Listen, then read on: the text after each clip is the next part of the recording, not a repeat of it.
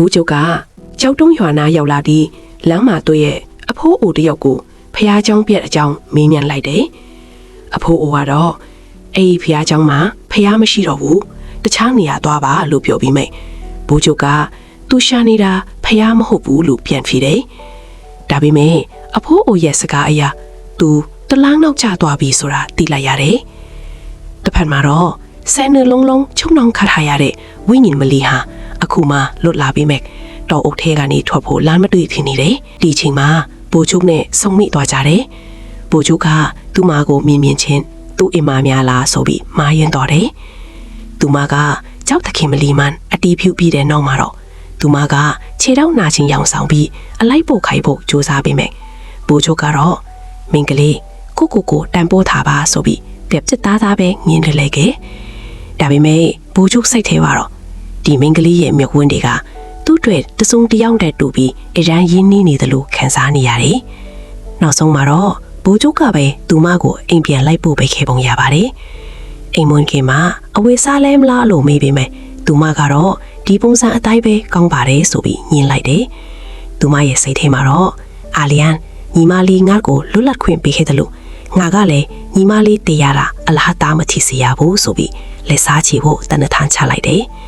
အိမ်တော်ကိုရောက်တဲ့အခါမှာတော့အိမ်ဖော်တွေဟာတေးပြီးထင်ထားတဲ့သခင်မလီပြန်ရောက်လာလို့လမ်းဖြတ်ကုန်ကြတယ်သူမကတော့ဂရုမစိုက်ပဲလမ်းပြဖို့အမိန့်ပေးလိုက်တယ်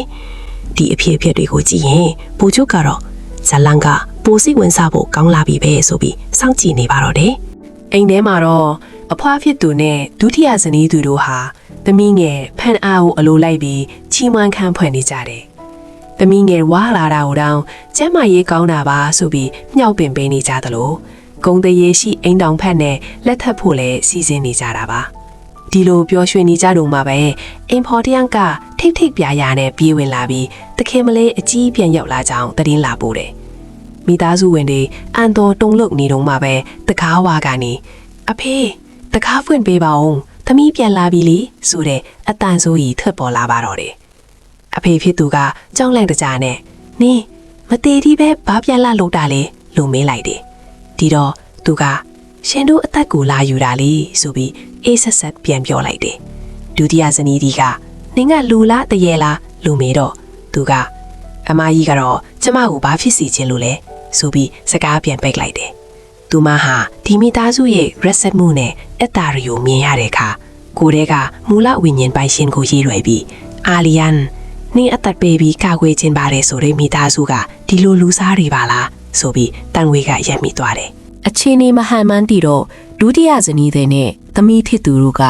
နေမကောင်းချေအောင်ဆောင်ပြီးရှောင်ထွက်ကိုစူးစမ်းကြတယ်အဖေဖြစ်သူကတော့ထွက်ခါနီးမှတော့ဖောက်ပြန်တဲ့မိမယုတ်အင်ကိုဒုက္ခလာပေးတာလားဆိုပြီးဆွဆွဲပုတ်ခတ်သွားပါသေးတယ်သူတို့ထွက်သွားမယ်လို့တော့သူမကရက်လိုက်ဆိုပြီးလှန်တားလိုက်ပါတော့တယ်